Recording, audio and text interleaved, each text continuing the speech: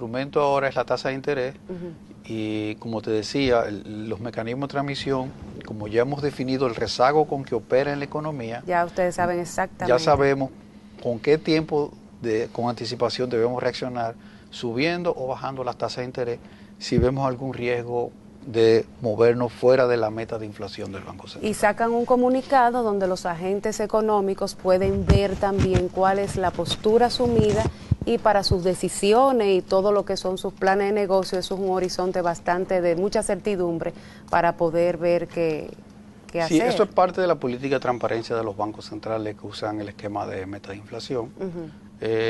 Necesariamente debemos comunicar al mercado, explicar por qué tomamos las decisiones.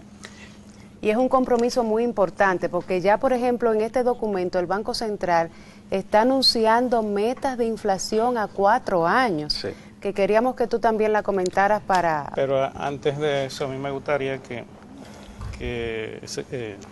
Joel explicara algo, porque a veces uno ve y escucha a la gente en los medios de comunicación, en la calle, en diferentes sitios, quejándose de que la economía no tiene dinero, de que no hay liquidez, de que las cosas están malas porque no hay ese tipo de cosas. Y entonces, bueno, saber por qué razón existen estas realidades y por qué razón no es diferente. O sea, qué es lo que hace la autoridad cuando utiliza los instrumentos de la política monetaria para controlar el medio circulante, la cantidad de dinero en la economía, y qué se busca.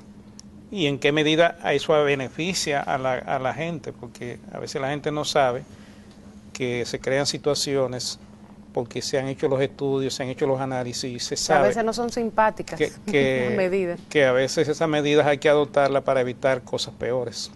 Mira, yo creo que para los asalariados, que somos la mayoría en el país, no hay peor castigo que la inflación. Entonces, para una persona que deben un sueldo todos los meses, es muy difícil evadir el efecto negativo que genera tener inflación en la economía. Reduce su poder adquisitivo de compra de bienes y servicios. Te empobrece en un tiempo muy corto. Sí. Entonces, por eso los bancos centrales velan por evitar que se genere inflación. Por eso nosotros debemos velar también que la cantidad de dinero en la economía no sea excedente a la cantidad que la economía me está demandando. Exacto. Entonces nosotros los bancos centrales de todo el mundo, no solamente nosotros, debemos velar por ese equilibrio. Entonces, a veces la gente entiende que quisiera que hubiera más liquidez o que hubiera más circulante, como dicen. Sí. Pero la condición... Pero desde el punto de vista macroeconómico, desde el punto de vista económico, tener un exceso de dinero en la economía lo que genera es inflación, genera presiones inflacionarias y eso al final lo que hace es que tiene un efecto muy negativo en la economía.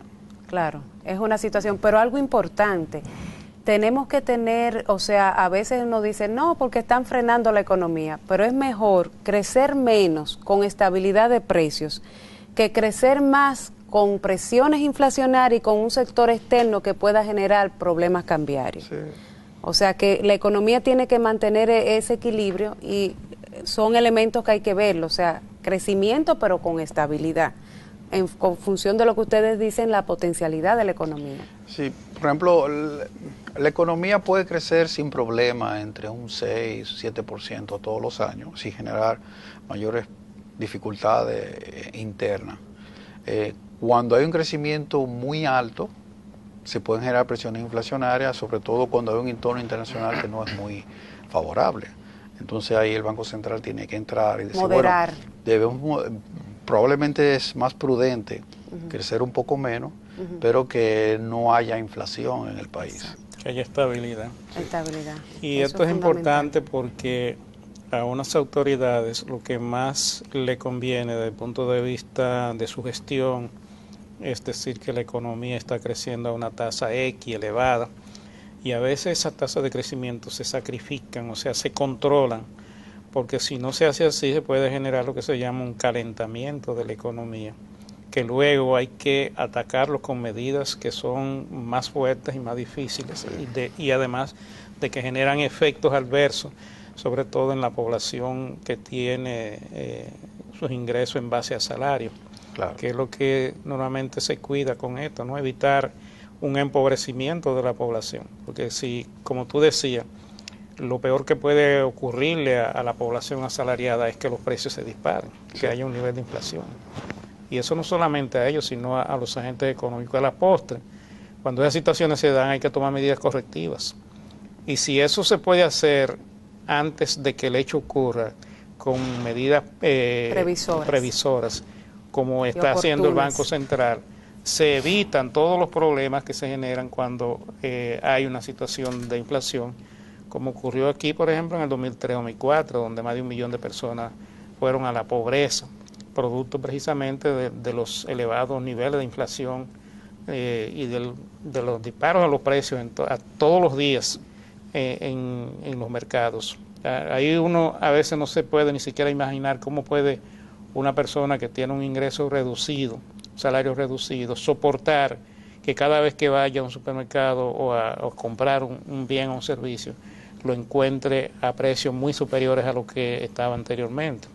Y ese es precisamente el elemento más importante de todo este trabajo que se hace a nivel técnico en el Banco Central.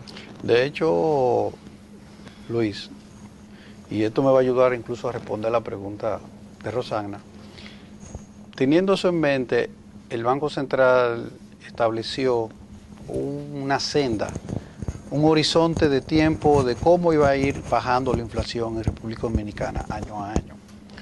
Nosotros, en base a los estudios que hicimos, vimos que una inflación anual de un 4% era una inflación razonablemente baja y que no generaba distorsiones internas ni tampoco penalizaba el crecimiento. Incluso las grandes discusiones en los foros internacionales eran que a veces en las economías desarrolladas que tenían una inflación de un 2% resultaba muy baja, lo cual impedía a los bancos centrales maniobra de espacio para reaccionar frente a condiciones de crisis.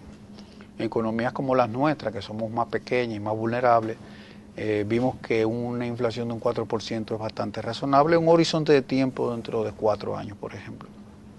La idea es que gradualmente nosotros vamos a ir bajando la meta de inflación hasta llegar a un 4%, de manera tal que de darle certidumbre al sector privado de cuál va a ser el objetivo con el cual el Banco Central va a trabajar año por año.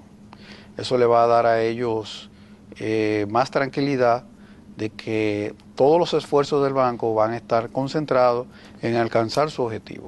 Ya por es ejemplo, un compromiso oficial. Es un compromiso oficial, como tú dices.